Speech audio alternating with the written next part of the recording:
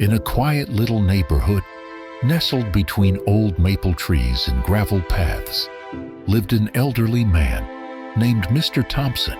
He wasn't someone who stood out, not loud, not flashy, just steady.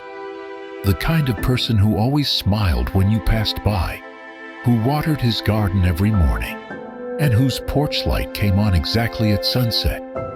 But there was one thing about Mr. Thompson that puzzled everyone.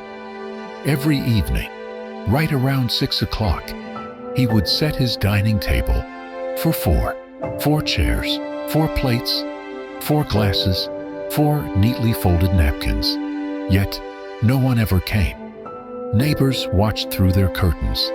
At first, they assumed family must be visiting, but days turned into weeks, weeks into months, and still no guests. Just Mr. Thompson quietly sitting at a full table.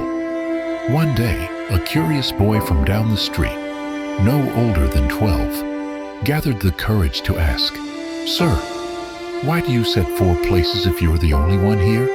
Mr. Thompson paused. He didn't seem surprised by the question. He simply looked at the boy and smiled, not with his lips, but with his eyes, and said, "There was a time this house was full. My wife's laughter would echo through the halls. My daughter, she told the worst knock-knock jokes. And my son, he always knocked over the salt. This table held birthdays, burned toast, spilled milk, and love. So now even if the house is quiet, the table remembers, and so do I." The boy didn't say anything else. He just stood there, holding that moment like a secret. Years passed. People came and went, but Mr. Thompson's table never changed. Every evening, 4 settings, without fail, until one winter morning news spread across the neighborhood.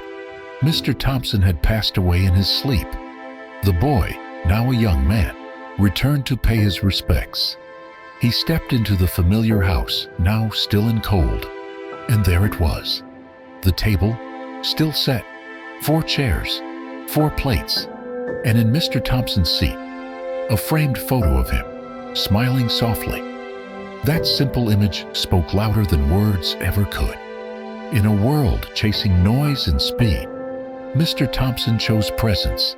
He chose to remember, to honor what once was, and leave behind a lesson few would forget. And maybe that's what we're all forgetting today. We skip dinners. We leave messages unread. We chase screens, but lose touch with faces. We talk of memories like they're soft luxuries, but we forget they're built, not bought. Mr. Thompson's table wasn't just furniture. It was a quiet reminder that love doesn't fade unless we let it. That presence is more powerful than perfection, and that sometimes just setting the table is enough. So tonight, maybe sit down with someone, call that friend, hug your parents, and if you're alone, still set the table, because love remembered is love kept alive.